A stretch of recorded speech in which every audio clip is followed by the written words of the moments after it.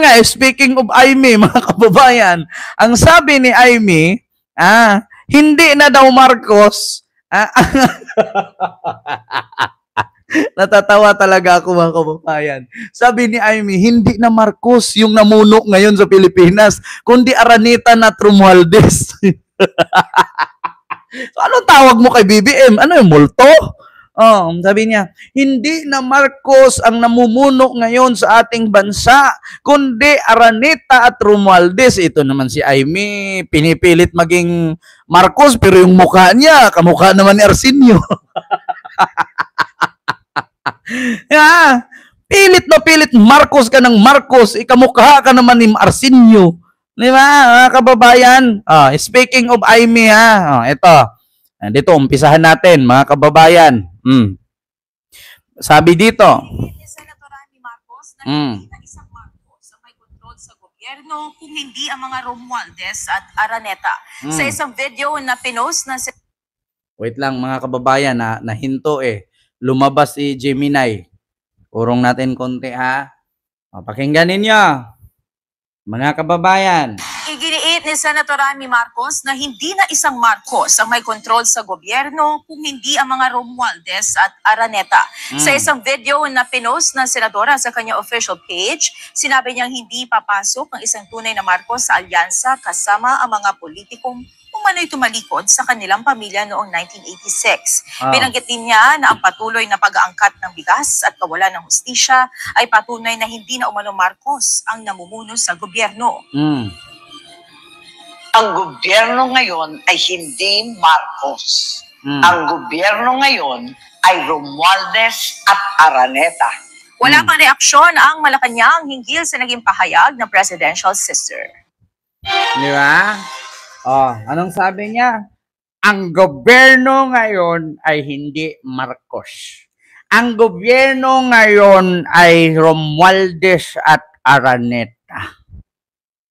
Alam mo, sa totoo lang, mas piliin ko pa yung Romualdez at Araneta kaysa magpaka-Marcos yung traidor naman, di ba? Mga kababayan, kung kayo papipiliin nyo, sino pipiliin nyo? Yung Araneta o Romualdez na patuloy ang galaw, patuloy ang gawa, hindi na iniintindi yung mga paninira ng mga Duterte. Kaysa maging Marcos ka nga, traidor ka naman. Di ba?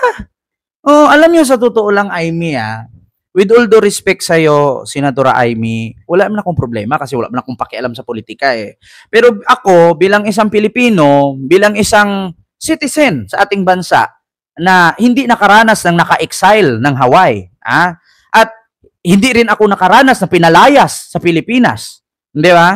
May karapatan din po naman siguro akong mag-react na talaga namang kung ikaw lang din naman ang papaniwalaan namin, di ba?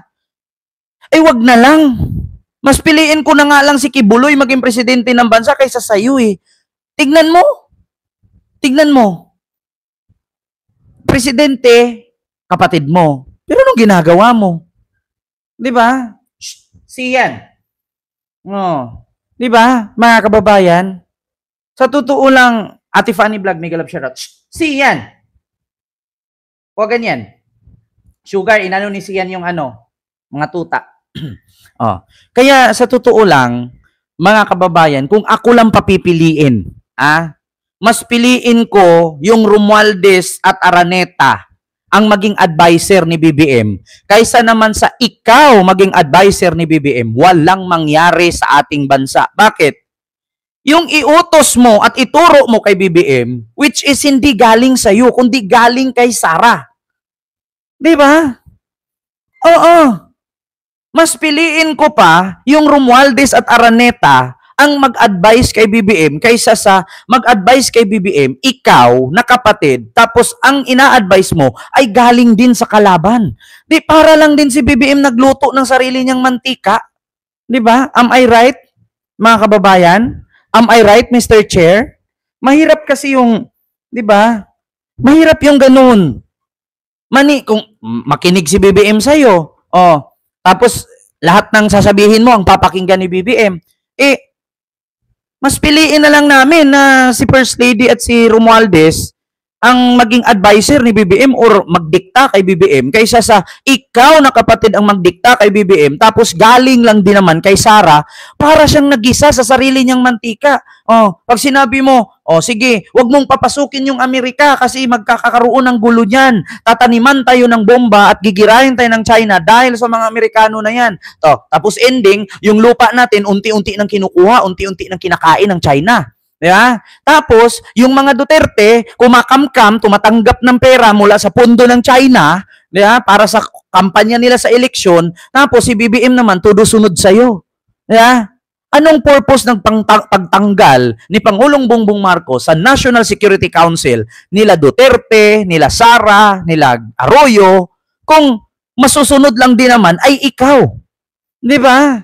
Oo, mas piliin namin mga kababayan, itong advice ni First Lady Lisa Araneta Marcos at ni Martin Romualdez.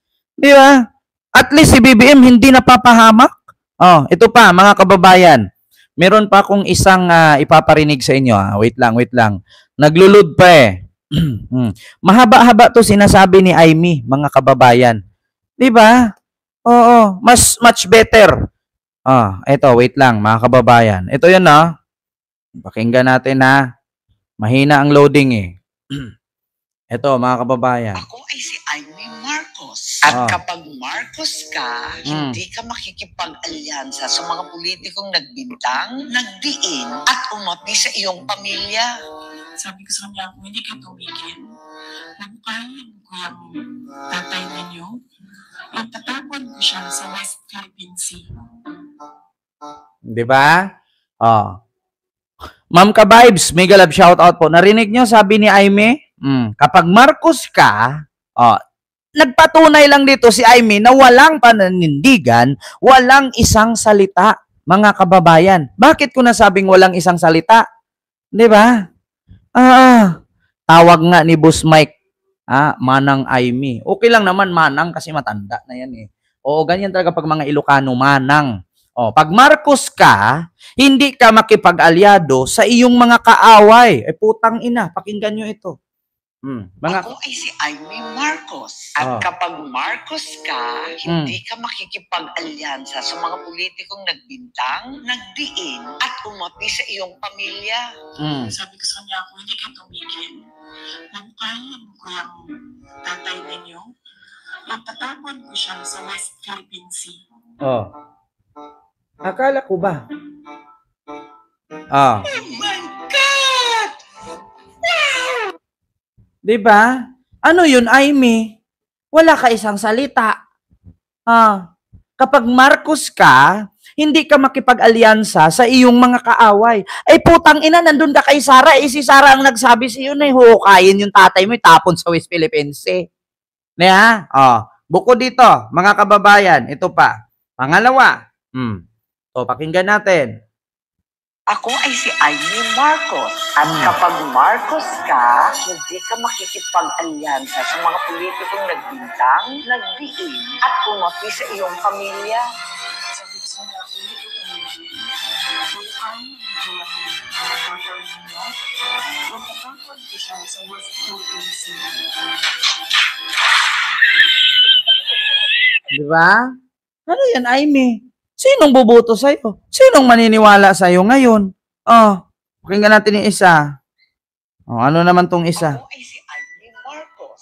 At kapag Marcos ka, hindi ka makikipag-alyansa sa mga politikong nagbintang, nagdiin, at umapi sa iyong pamilya. Sabi ko sa kanya, kung hindi ka tumigil, nabukahin ko yung tatay ninyo, at tatapon ko siya sa West Philippine Sea.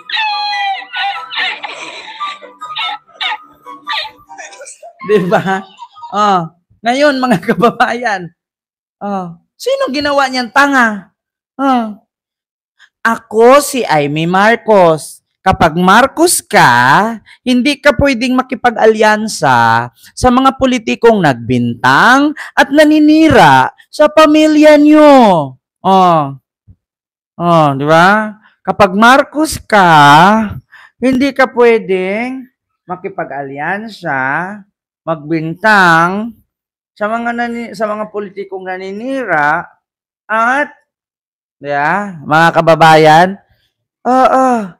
sa kanya tumama ang sinasabi niya. Ma'am Janet Rosario, maraming salamat po ma'am sa iyong super sticker. Thank you so much. At kay Ma'am Evelyn Cowley, ayan, maraming salamat po ma'am.